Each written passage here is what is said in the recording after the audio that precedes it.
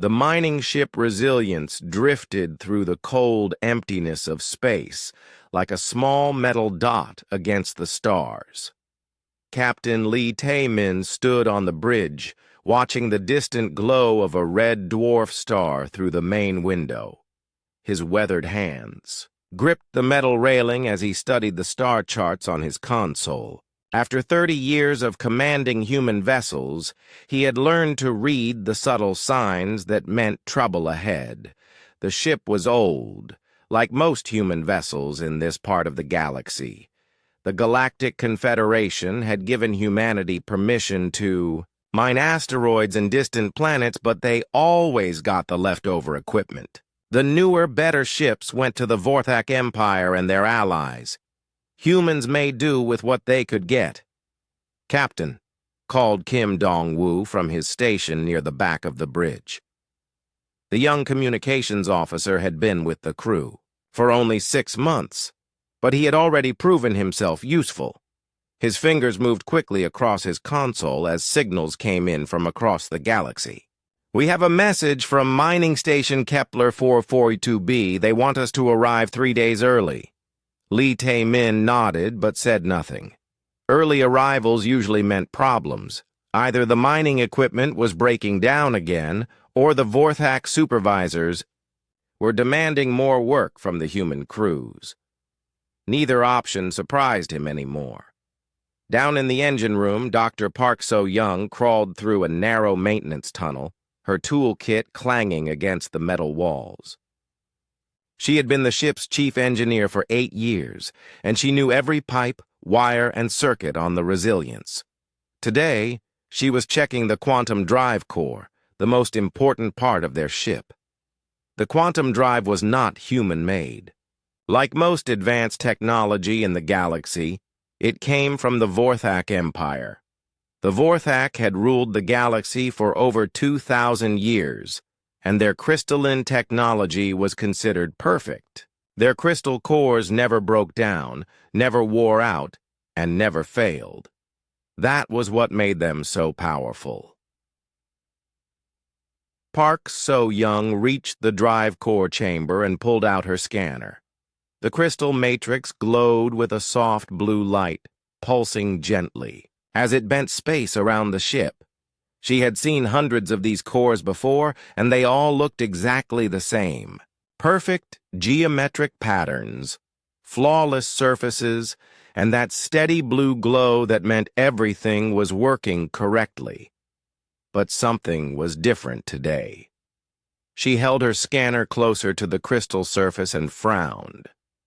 The readings showed tiny stress, lines running through the matrix. They were so small that most scanners would miss them completely. Park So-young had modified her scanner years ago to detect problems that others might overlook. It was a skill that had kept her alive in the dangerous work of maintaining old ships.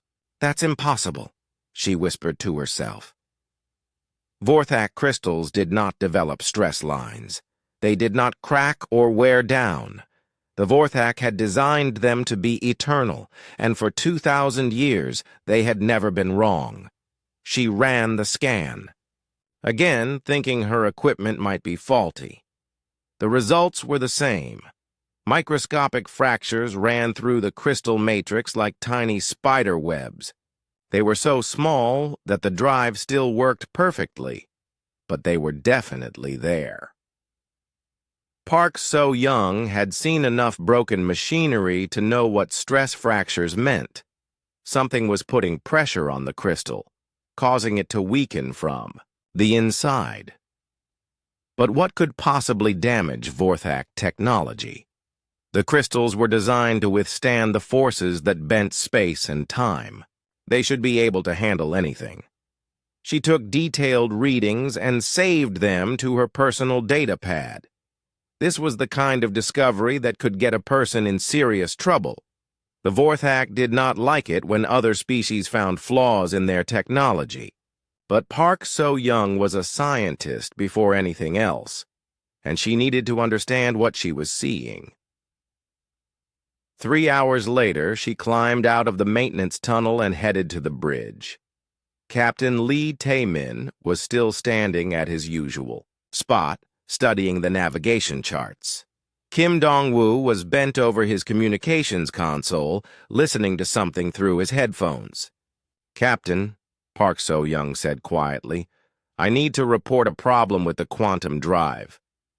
Lee Tae-min turned around, his expression serious.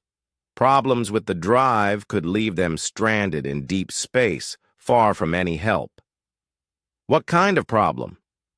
"Stress. Fractures in the crystal matrix. Very small ones, but they're definitely there."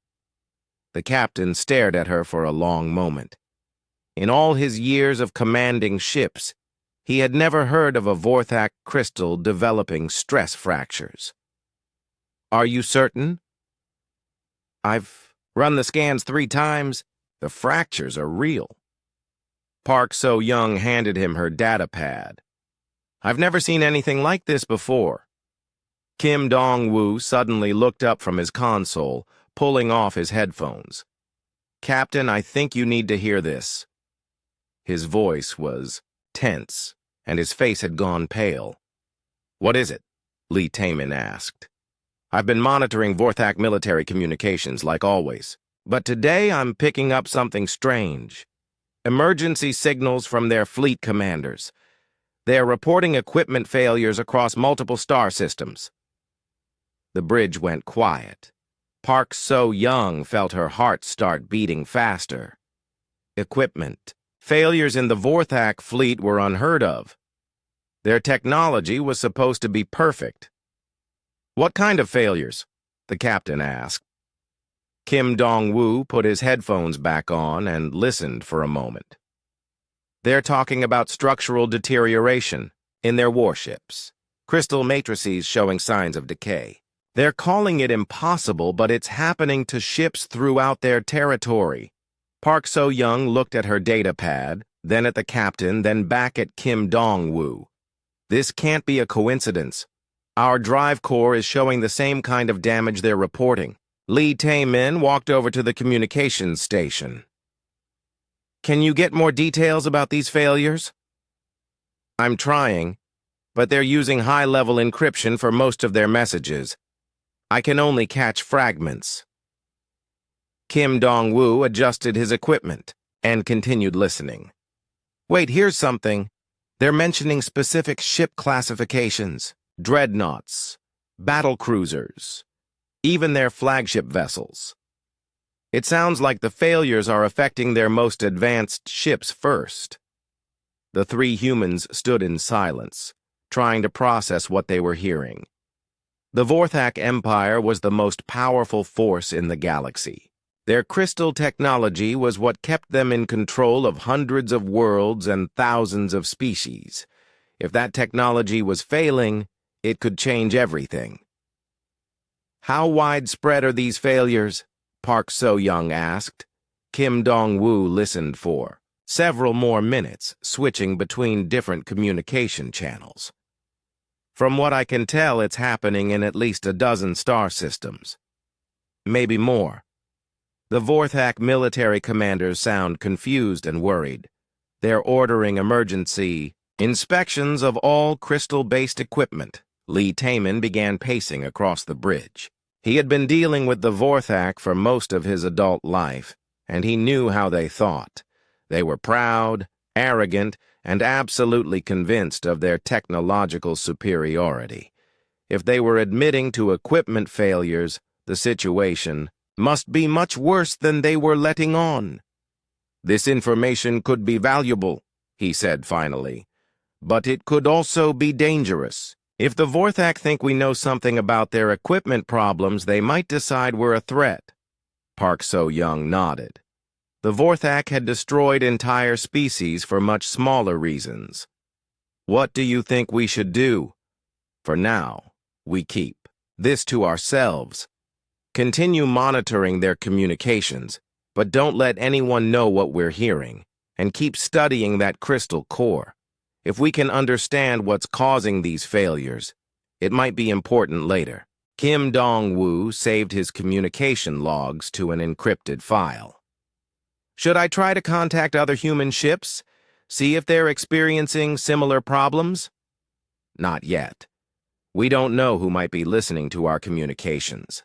Let's gather more information first. Over the next few days, the pattern became clearer. Kim Dong-woo intercepted more and more reports of Vorthak equipment failures. The problems seemed to be spreading, affecting not just military vessels, but also civilian ships and orbital installations. The Vorthak were trying to keep the information secret, but their emergency communications revealed the growing scope of the crisis. Park So-young spent every spare moment studying the quantum drive core. The stress fractures were growing larger, though still too small to affect the ship's performance. She began to suspect that the damage was not caused by normal wear and tear. Something specific was attacking the crystal matrix at a molecular level. As the Resilience approached mining station Kepler 442b, Captain Lee Tae-min called his senior officers together for a private meeting. The small conference room was cramped and poorly lit, but it was the most secure place on the ship. "What we've discovered could be the most important intelligence in human history," he began. "The Vorthak Empire is experiencing massive technology failures, and they don't know why. This could be our chance to finally break free from their control." Park So-young looked uncomfortable. "We don't even know what's causing the failures yet. It could be some kind of natural phenomenon, or maybe sabotage by another alien species. Or maybe," Kim Dong-woo said quietly, "it's something that humans are doing without realizing it." The captain and engineer stared at him. "What do you mean?" Lee Tae-min asked. "I've been thinking about the timing. These failures started becoming noticeable about 6 months ago, right around the time the Vorthak began assigning more human workers to their most advanced facilities. What if there's a connection?" Park So-young felt a chill run down her spine. If humans were somehow causing the crystal failures, it would explain why the Vorthak were so confused. They would never suspect that their slave species could damage their perfect technology simply by being near it. "That's a dangerous theory," Captain Lee Tae-min said. "But if it's true, we need to be very careful about how we proceed. The wrong move could mean the extinction of our entire species." The meeting ended with more questions than answers. But all three officers knew their lives had just become much more complicated. They were carrying a secret that could reshape the galaxy, and they had no idea what to do with it.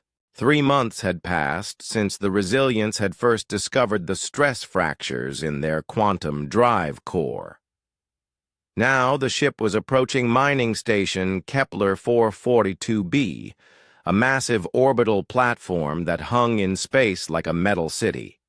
The station processed rare minerals from the planet below, and it employed thousands of workers from dozens of different species. Captain Lee Tae-min stood on the bridge, watching the station grow larger on their main screen. The structure was impressive, built with the same crystalline technology that powered all Vorthak installations. Gleaming towers rose from the central hub, connected by bridges that sparkled with blue energy. It was beautiful and intimidating at the same time. "Docking Bay 7 has been assigned to us," Kim Dong-woo reported from his communications station. "Station control says Choi Min-ho is waiting to meet with us personally." Lee Tae-min nodded. Choi Min-ho was the human labor coordinator for the station, which meant he was responsible for managing all the human workers. It was not an easy job. The humans did the most dangerous work on the station, crawling through narrow tunnels and handling toxic materials that other species could not safely touch. The Resilience docked with a soft thud that echoed through the ship's hull. Within an hour, Captain Lee Tae-min and Dr. Park So-young were walking through the station's main corridor, heading toward the administrative section. The hallways were crowded with workers of many different species, but the humans were easy to spot. They wore simple gray uniforms and carried the worn expressions of people who worked too hard for too little pay. Choi Min-ho met them at the entrance to his office. He was a tall, thin man in his 40s, with graying hair and tired eyes. He had been working on the station for over a decade, and the stress of managing human workers under Vorthak supervision had aged him considerably. "Captain Lee, Dr. Park," he said, shaking their hands. "It's good to see you again. Please come in. We have much to discuss." His office was small and cramped, with barely enough room for a desk and 3 chairs. The walls were covered with work schedules, safety reports, and maintenance requests. It was the kind of place where important decisions were made quietly, away from the attention of alien supervisors. "How are things here?" Captain Lee asked as they sat down. Choi Min-ho glanced at the door to make sure it was closed, then leaned forward and spoke in a low voice. "Strange things have been happening. Equipment failures mostly. The Vorthak supervisors are becoming more and more worried." Dr. Park So-young felt her pulse quicken. "What kind of equipment failures?" "Crystal matrices in the mining equipment, processing units in the refineries, even some of the smaller systems like air recyclers and gravity generators. The failures started small, but they're becoming more frequent." Choi Min-ho pulled out a data pad and showed them a list of maintenance reports. "Look at these numbers. We're replacing crystalline components at 5 times the normal rate." Park So-young studied the data, her scientific mind immediately noticing patterns. "These failures are all in sections where human workers spend the most time." "That's what I thought too," Choi Min-ho said. "But I didn't want to say anything to the Vorthak supervisors. If they think humans are somehow causing the problems, they might decide we're too dangerous to keep around." Captain Lee understood the implication. The Vorthak had eliminated entire species for much smaller reasons. If they believed humans were sabotaging their technology, they would not hesitate to solve the problem permanently. "We need to show you something," Park So-young said. She pulled out her own data pad and displayed the scans from their quantum drive core. "We discovered stress fractures in our ship's crystal matrix 3 months ago. They're growing slowly, but they're definitely there." Choi Min-ho stared at the data in amazement. "Stress fractures? In a Vorthak crystal? That should be impossible." "See. No. We've also been monitoring Vorthak military communications. They're experiencing equipment failures throughout their territory. The problem is much bigger than just this station." The 3 humans sat in silence, trying to understand what they were dealing with. If the pattern was real, if human presence was somehow damaging Vorthak technology, it could explain everything they had been observing. "I need to introduce you to someone," Choi Min-ho said finally. "Yoon-ji-hai is one of our geologists. She's been studying the mineral deposits here for the past 2 years, and she's noticed some unusual things." They left the office and walked deeper into the station, passing through areas where human workers were busy with their daily tasks. The mining tunnels extended far below the main platform, reaching down to the planet's surface. It was dangerous work, but humans were among the few species that could handle the extreme conditions. Yoon-ji-hai was working in the Geological Analysis Lab, a small room filled with rock samples and scanning equipment. She was a young woman, probably in her late 20s, with short black hair and intelligent eyes. She looked up from her microscope as they entered. "Min-ho, you brought visitors," she said with a smile. "Captain Lee, Dr. Park, I've heard good things about your ship. Ji-Hai has made some interesting discoveries, Choi Min-ho explained. Show them what you found in Section 7. Yoon Ji-Hai activated a large display screen that showed a three-dimensional map of the mining station. Different sections were highlighted in various colors, showing the locations where different species worked.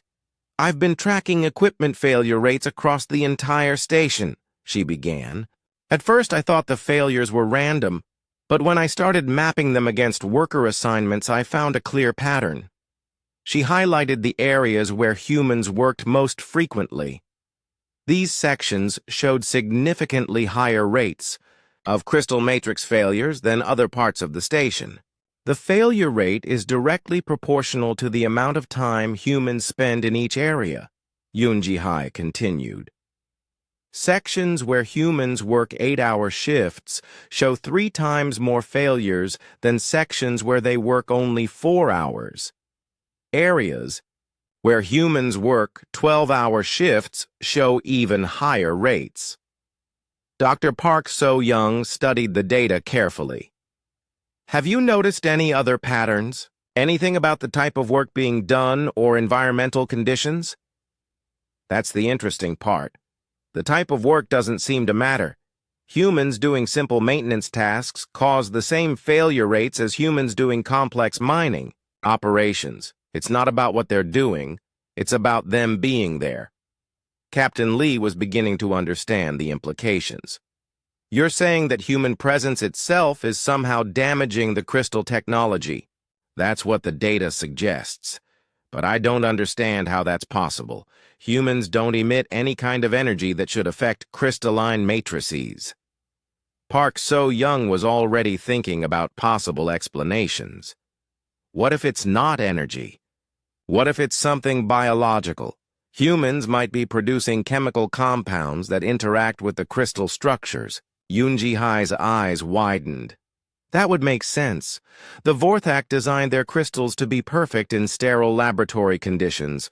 They might not have tested them against the complex biological chemistry of living organisms. Especially not human biology, Choi Min-ho added. The Vorthak have always considered us primitive. They would never think that we could affect their advanced technology. The group spent the next several hours reviewing Yoon Ji-Hee's data and comparing it with the information from the resilience. The patterns were consistent across all their observations. Wherever humans worked closely with Vorthak technology, for extended periods, crystal matrices began to develop stress fractures and eventually failed completely. We need to test this theory, Dr. Park said. But we have to be extremely careful. If the Vorthak discover what we're doing, it could mean death for all of us.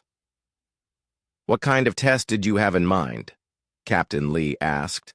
I want to collect samples from human workers and analyze their biological chemistry. Breath, sweat, skin cells, anything that might interact with crystalline structures. If I can identify the specific compounds that cause the damage, we might be able to understand how this process works. Yoon Ji-Hee nodded eagerly. I can help with that. I have access to analysis equipment here on the station, and I know which sections would be best for collecting samples. And I can arrange for volunteers, Choi Min-ho added. There are plenty of human workers who would be willing to help, especially if it might lead to better working conditions. Captain Lee looked around the small lab, thinking about the risks they were about to take. Discovery would mean certain death, but the potential rewards were enormous.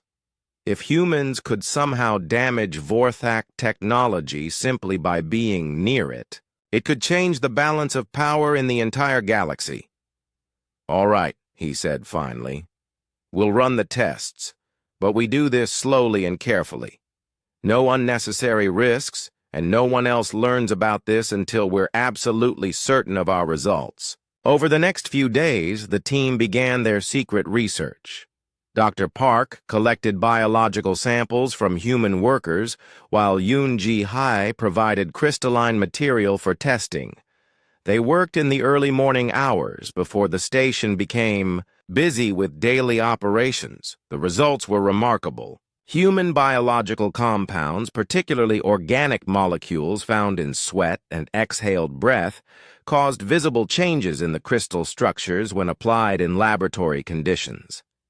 The changes were subtle at first, but over time they led to the same kind of stress fractures they had observed in the field.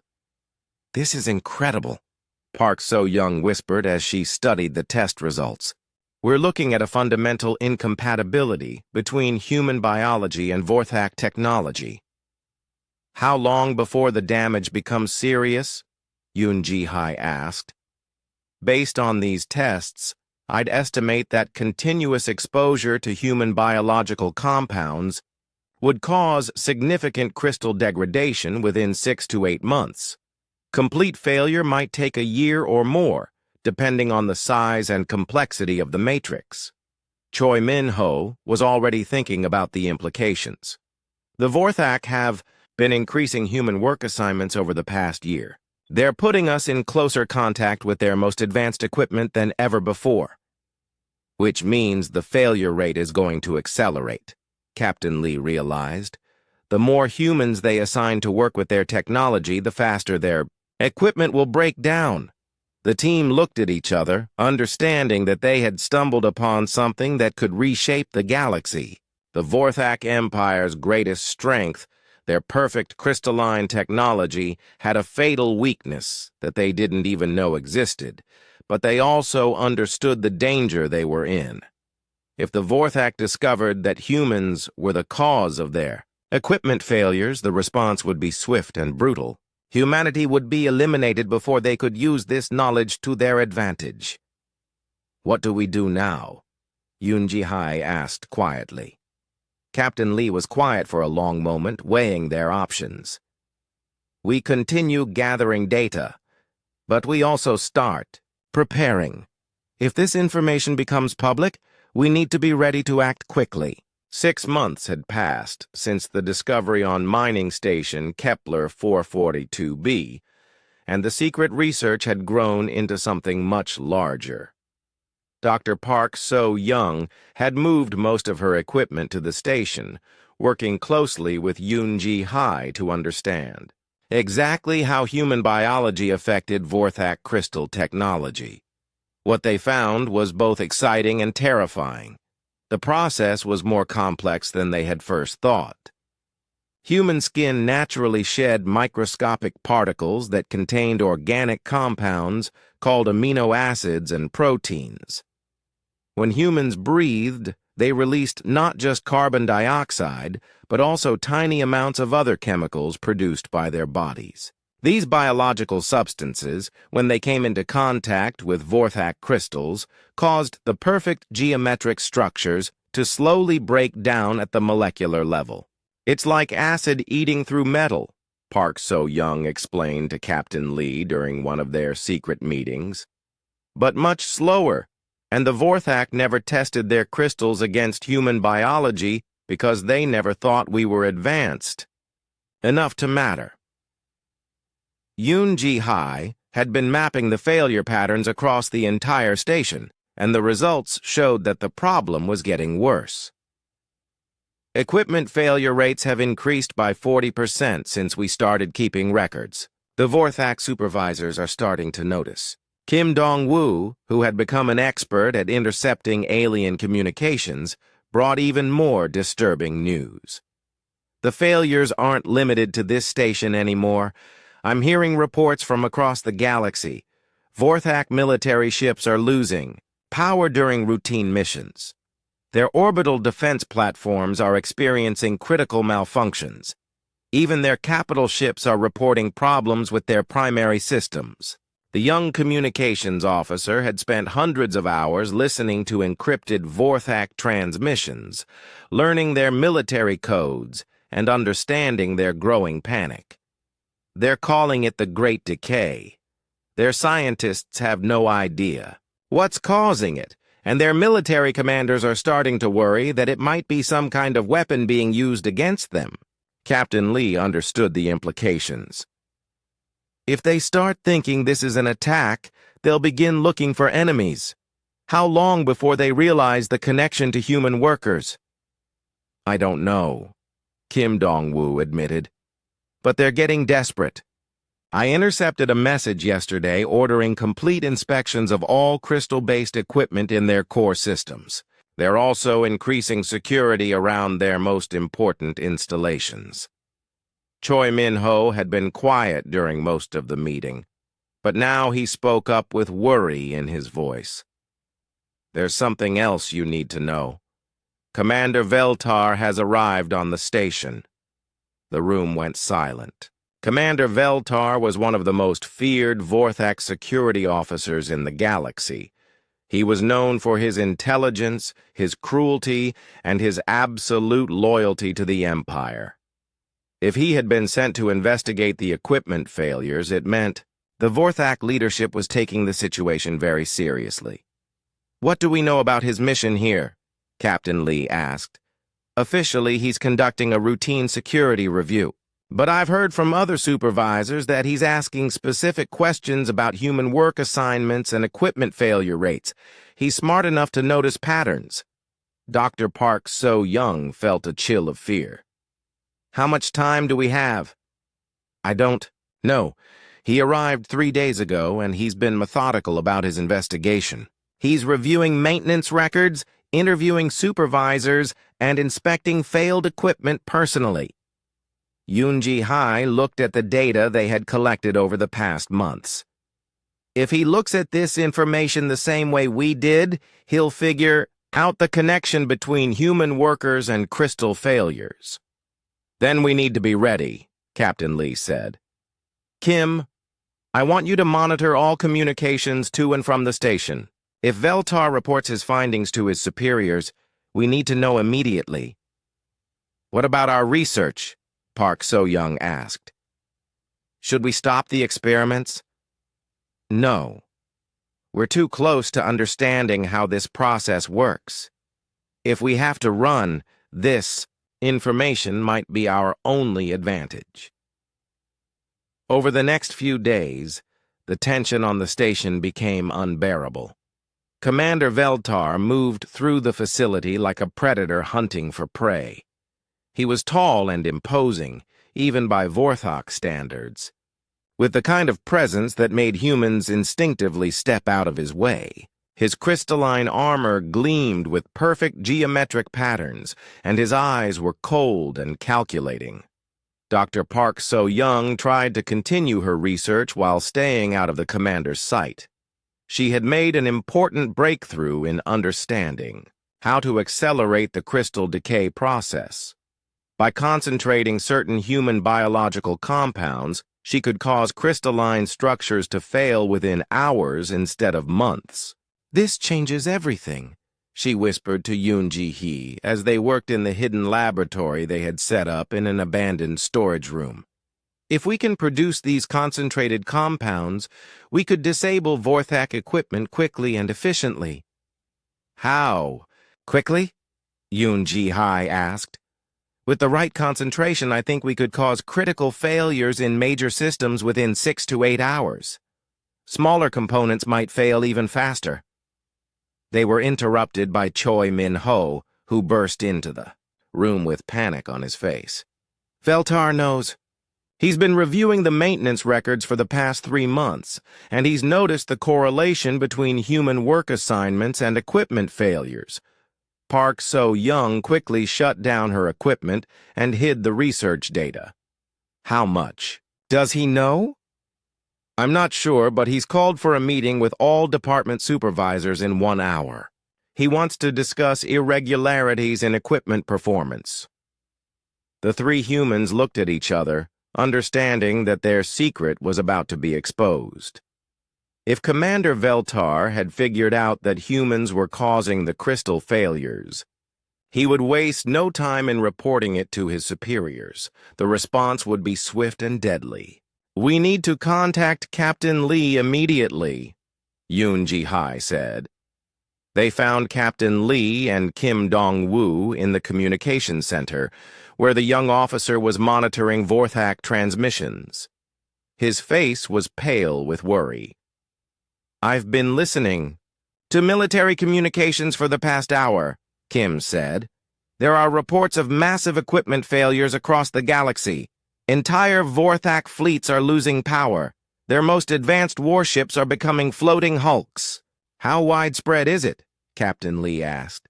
"It's everywhere. Humans have been working closely with Vorthak technology, mining stations, shipyards, research facilities. The pattern is clear if you know what to look for." Choi Min-ho told them about Commander Veltar's investigation and the upcoming meeting. If he announces his findings at that meeting, word will spread quickly through the Vorthak command structure. Captain Lee was quiet for a moment, thinking through their options. "Kim, can you send a coded message to other human settlements without being detected?" "I think so.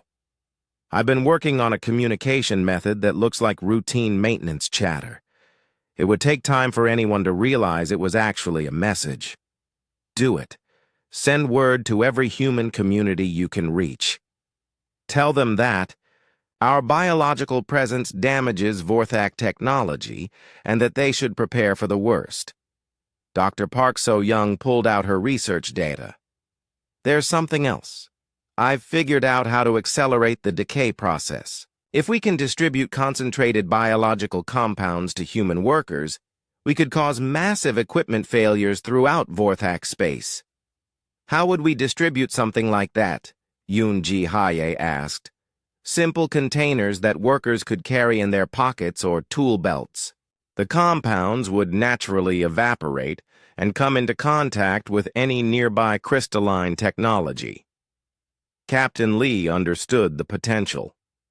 "We could turn every human worker into a saboteur without them even knowing it." Before anyone could respond, an alarm sounded throughout the station. The sharp, piercing tone meant emergency lockdown. All workers were required to stop what they were doing and report to designated safe areas. "That's not a drill," Choi Min-ho said with growing fear. "Something's happened?" Kim Dong-woo quickly tuned his equipment to the station's internal communications system. They could hear Vorthak supervisors shouting orders in their harsh language, but the words were difficult to understand. Then Commander Veltar's voice came over the general announcement system, speaking in clear, cold tones that everyone could understand. "Attention all station personnel. Critical equipment failures have been detected in multiple sections. All human workers are to report immediately to holding areas for questioning. Any human found outside designated areas will be considered hostile and dealt with accordingly." The group looked at each other with growing horror. Veltar had made the connection, and he was moving quickly to contain what he saw as a threat. "We're out of time," Captain Lee said. "Kim, send that message now. Emergency priority to every human settlement you can reach." Kim Dong-woo's fingers flew over his controls, encoding and transmitting the warning message as quickly as possible. "Message sent. But I don't know if it will reach everyone in time." Heavy footsteps echoed in the corridor outside their room. Vorthak security forces were moving through the station, rounding up human workers for interrogation. "We need to get back to the ship," Captain Lee decided. "If we can reach the Resilience, we might be able to escape and warn Earth Command." They gathered their most important research data and prepared to leave, but before they could reach the door, it burst open. Commander Veltar stood in the doorway, flanked by 2 security officers. His crystalline armor gleamed under the harsh lights, and his cold eyes took in the scene immediately.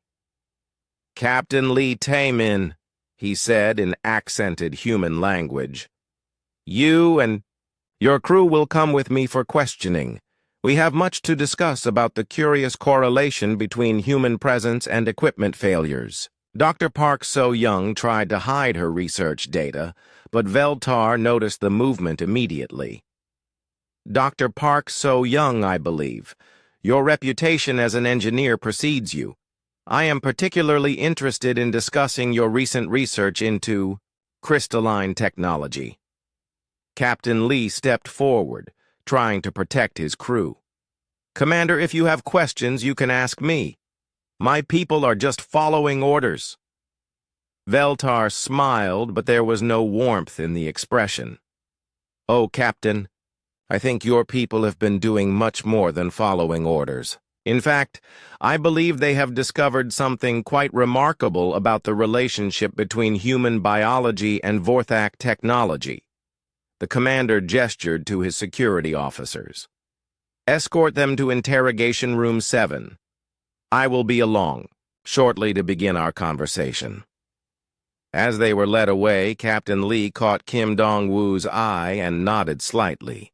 The young officer understood. Their secret was out, but the message had been sent. Across the galaxy, human communities would soon learn that they possessed the power to bring down the mighty Vorthak Empire. The question now was whether humanity would have the courage and coordination to use that power before it was too late. The interrogation room was cold and sterile, with walls made of the same crystalline material that powered the entire station. Captain Lee Tae-min sat across from Commander Veltar, trying to keep his expression calm while his mind raced through possible escape plans. Dr. Park So-young, Kim Dong-woo, Yoon Ji-hai, and Choi Min-ho were being held in separate rooms, but he could hear voices echoing through the corridors as other human workers were brought in for questioning. Commander Veltar studied a data pad filled with maintenance reports and failure statistics. His crystalline armor caught the light from overhead panels, creating shifting patterns across the walls. When he finally looked up, his cold eyes showed no emotion. Captain Lee, your ship's quantum drive core shows stress fractures that should not exist, he began.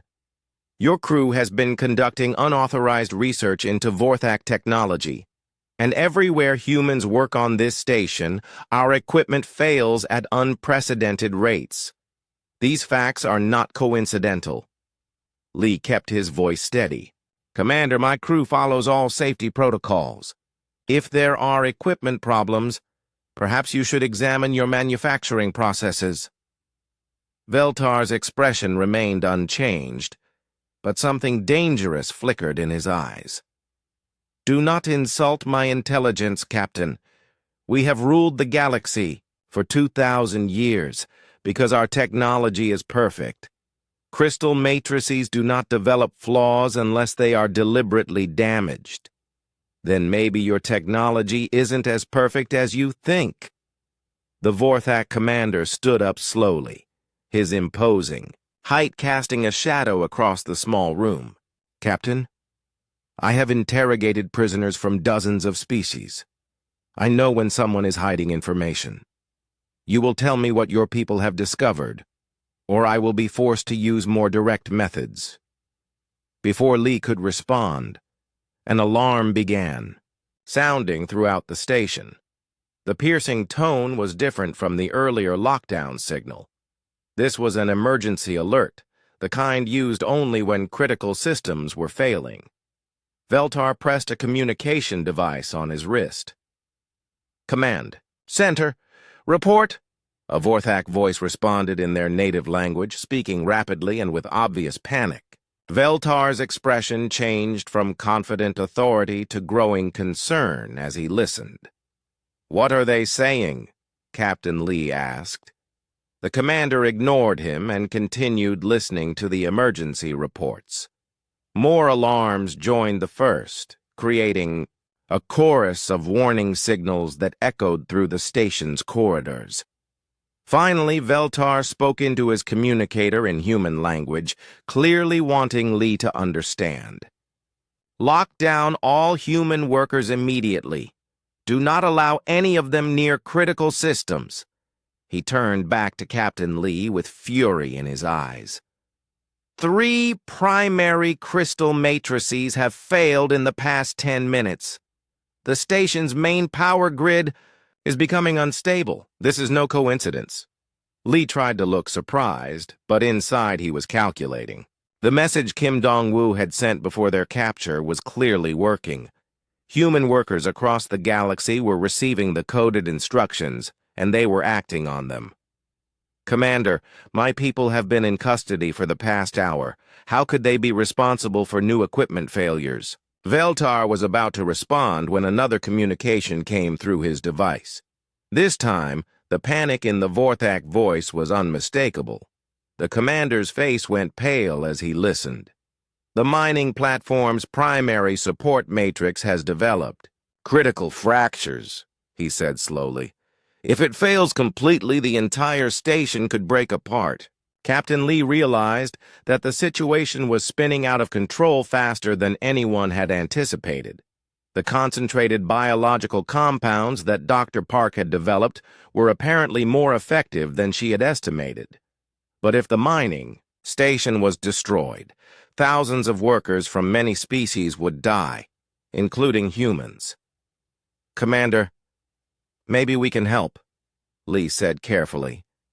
"If you release my engineer, she might be able to stabilize your systems." Veltar stared at him suspiciously. "Why would you help us?" "Because if this station is destroyed, everyone dies. Human and Vorthak alike." Before the commander could respond, the lights in the interrogation room flickered and dimmed.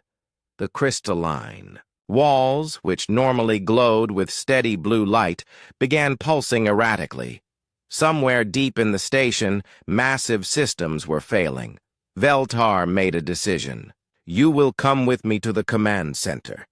If your engineer can prevent this disaster, she will be given the opportunity.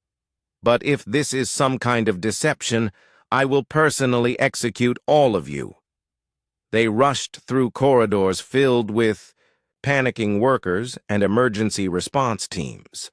The station shook periodically as structural supports failed and were replaced by backup systems.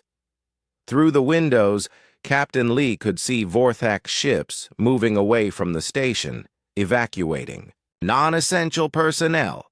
The command center was chaos. Vorthak technicians worked frantically at control panels, while supervisors shouted orders in multiple languages.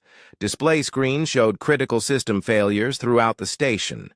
Red warning lights bathed everything in an ominous glow. Dr.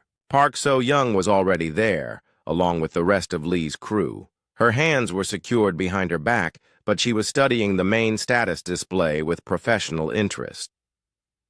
"Release her restraints," Captain Lee ordered. Veltar hesitated, then nodded to a security officer.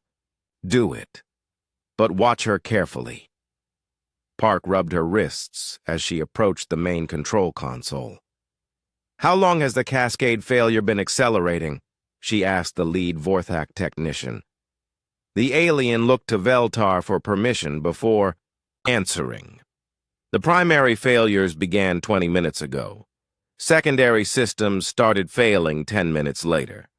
At the current rate, we estimate complete structural collapse within 2 hours." Park studied the readouts carefully. "The crystal matrices are experiencing molecular breakdown at the quantum level. The failure pattern suggests contamination by organic compounds." "Can you stop it?" Veltar demanded. "Maybe, but I need to understand exactly what kind of contamination we're dealing with." She turned to Yoon Ji-hee. "What compounds were you working with in the geological lab?" Yoon Ji-hee understood immediately. "Standard biological samples, skin cells, exhaled breath, normal human metabolic products." Park nodded as if this was new information to her. Those compounds could theoretically interact with crystalline structures if they were concentrated enough, but it would take massive amounts to cause this level of damage. Kim Dong-woo caught on to what Park was doing. "Dr. Park, remember that research you did on molecular amplification effects?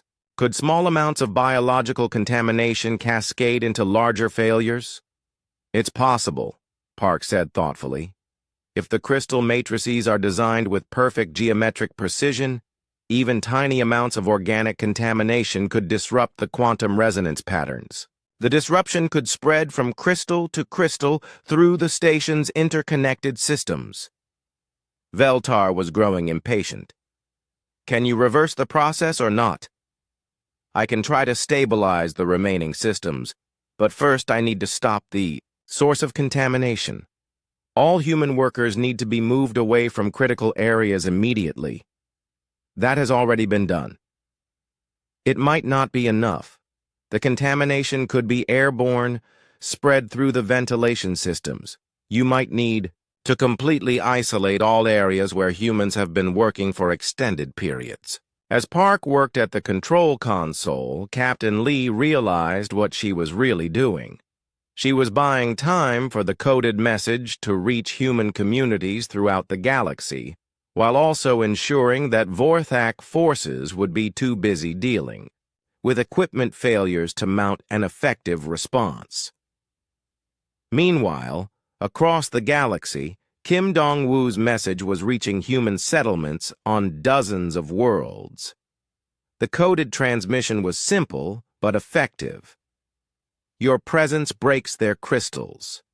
Carry these compounds close to their equipment. In shipyards, where humans maintained Vorthak vessels, workers began carrying small containers of concentrated biological material. In research facilities where humans assisted alien scientists, maintenance crews started spending more time near critical systems. In military installations where humans performed support functions, the patterns of their daily work began to change. The effects were devastating. Vorthak warships lost power during routine patrols as their crystal cores failed. Communication networks went dark as relay stations experienced cascade failures. Even the mighty dreadnoughts of the Vorthak fleet found their weapons systems becoming unreliable. On mining station Kepler 442b, Dr. Park continued her performance of trying to stabilize the failing systems. She managed to slow the cascade failure, buying precious hours, but she made sure that the fundamental problems remained unsolved. The contamination is too widespread, she reported to Commander Veltar. I can stabilize individual systems temporarily, but without removing the source completely, the failures will continue. How do we remove the source? Veltar asked desperately. You would need to replace every crystal matrix that has been exposed to human biological compounds. That means virtually every system on this station and probably throughout your territory. The commander stared at her in growing horror. That would take years. The cost would be enormous. Yes, Park said quietly. It would. As the hours passed, reports began coming in from across the Vorthak Empire. Military commanders reported massive equipment failures. Civilian installations were losing power. Trade routes were disrupting as Vorthak ships became stranded in space. Commander Veltar stood in the command center, watching his civilization begin to crumble in real time.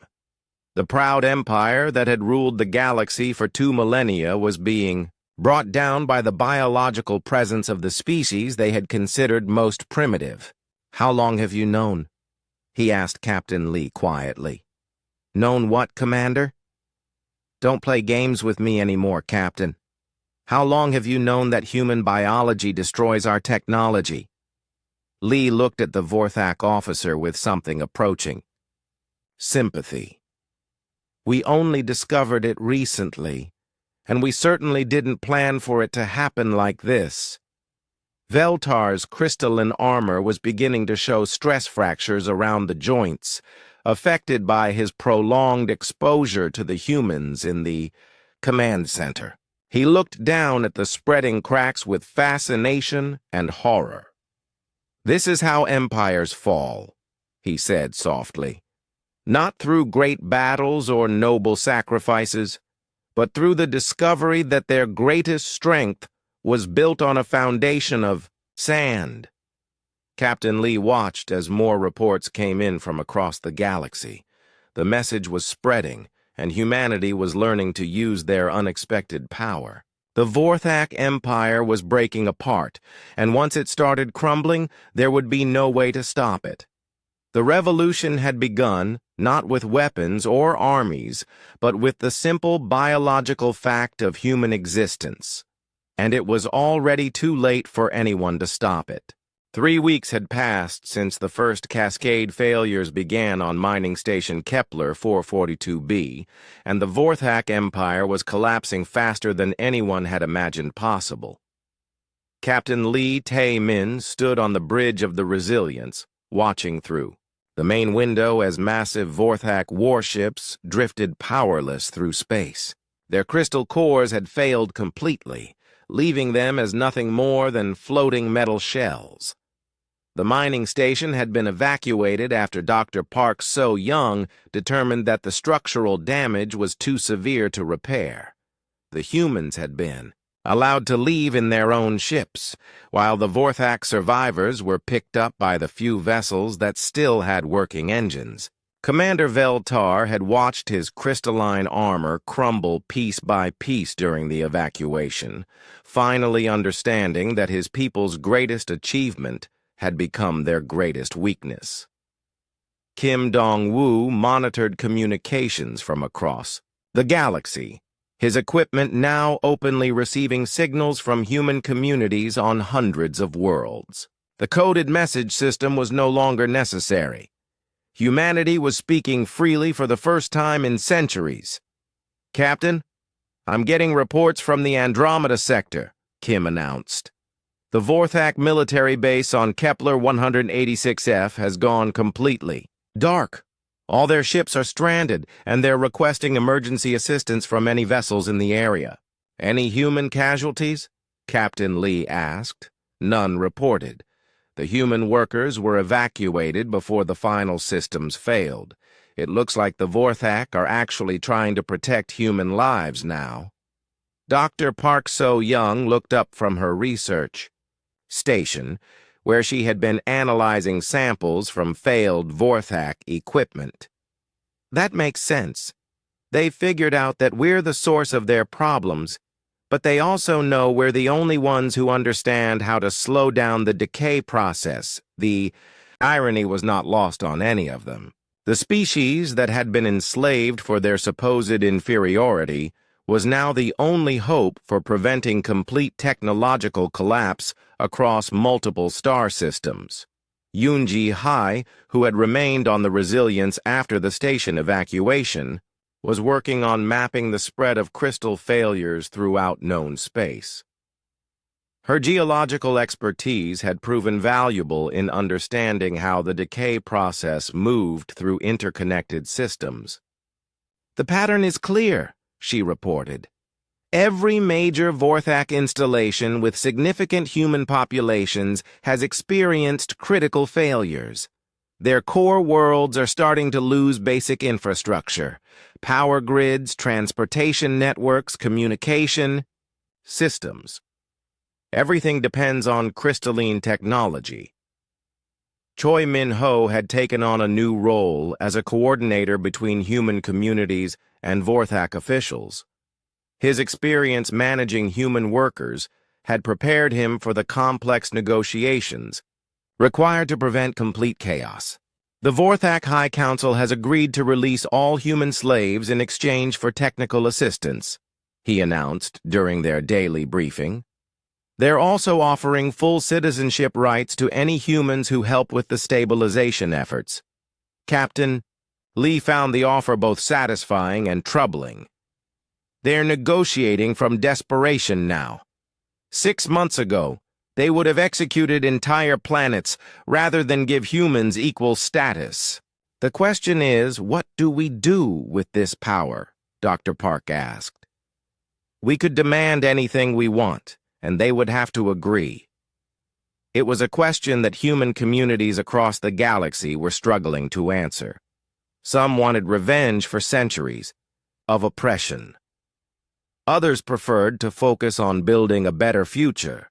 The debates were intense, but they were happening in the open for the first time in human history.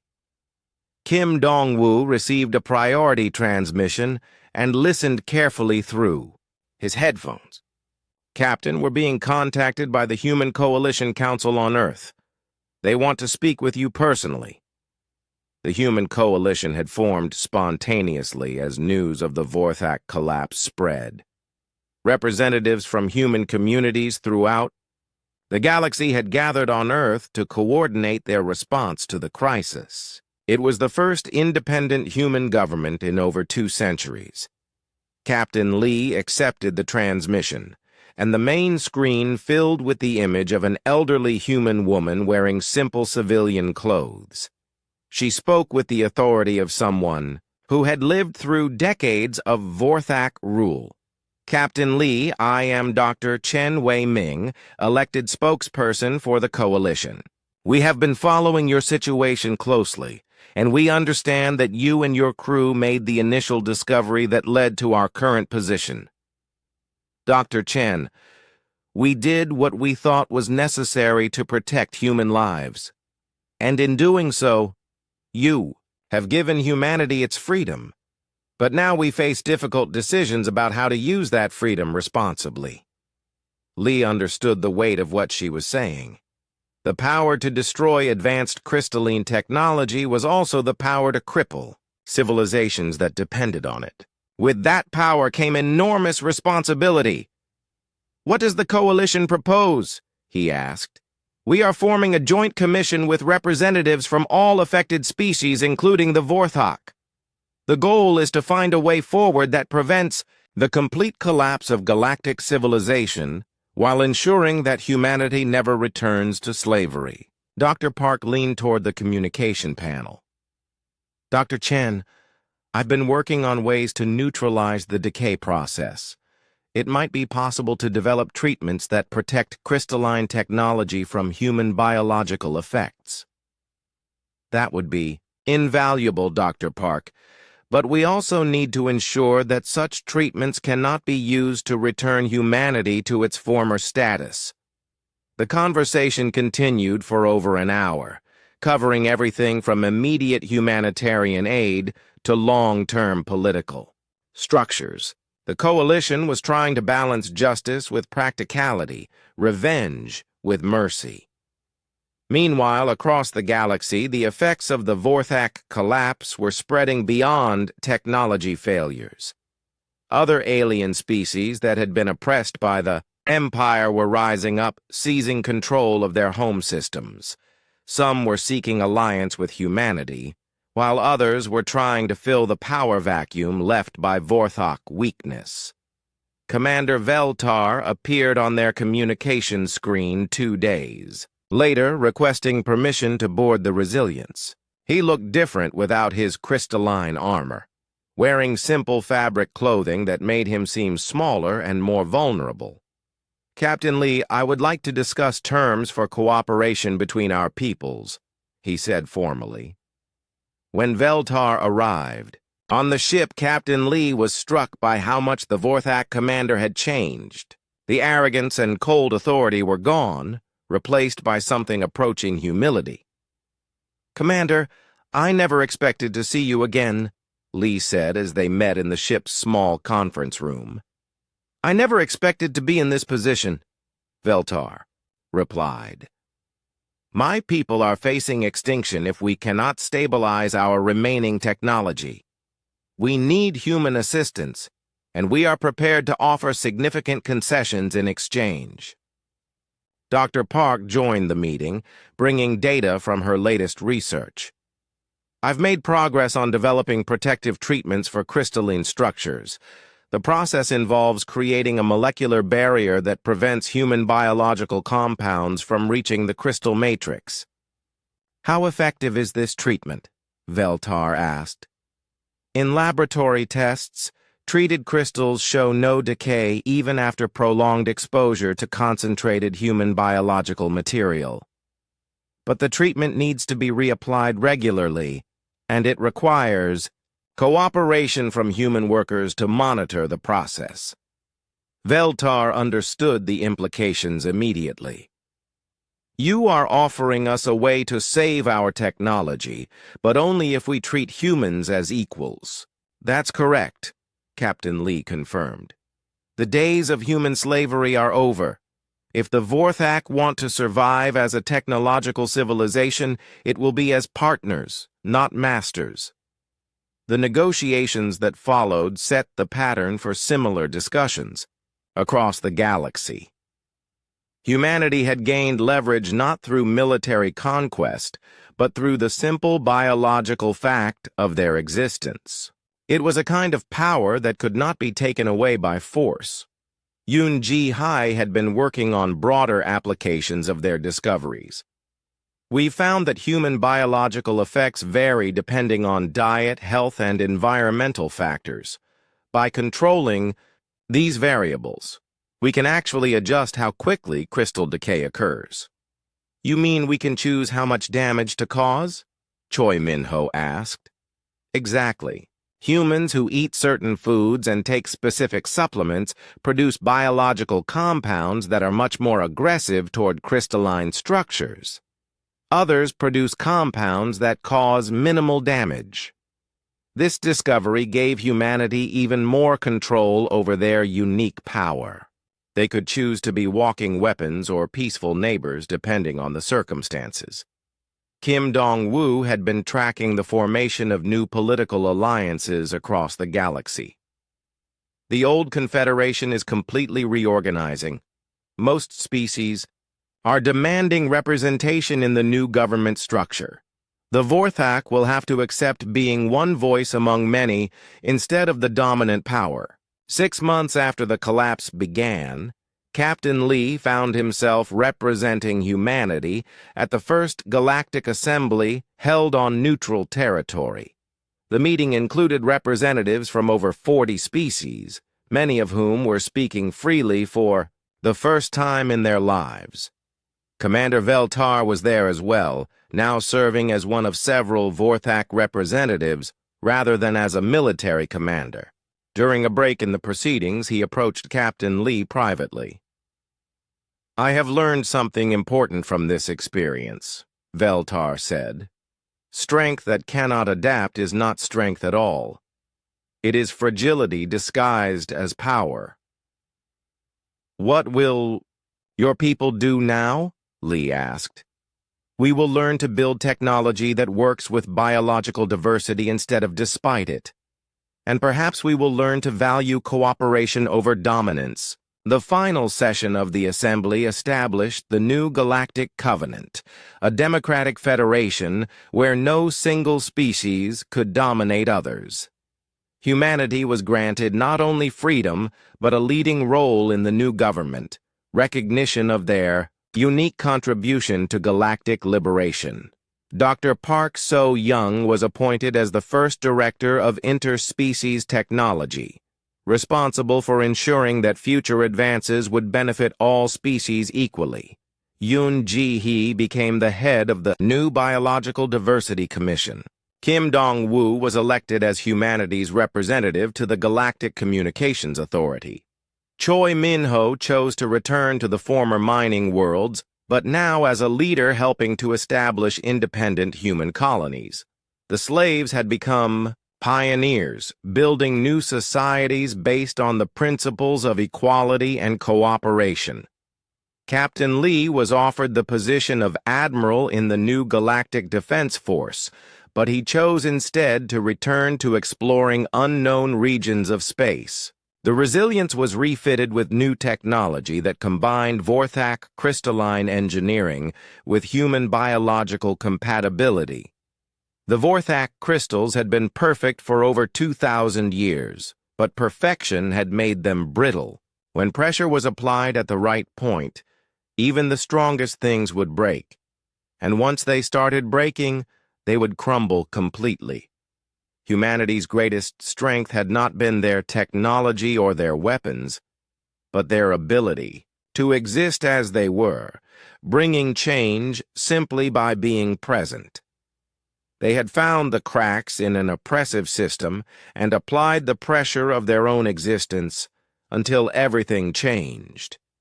The galaxy would never be the same. And that was exactly as it should be.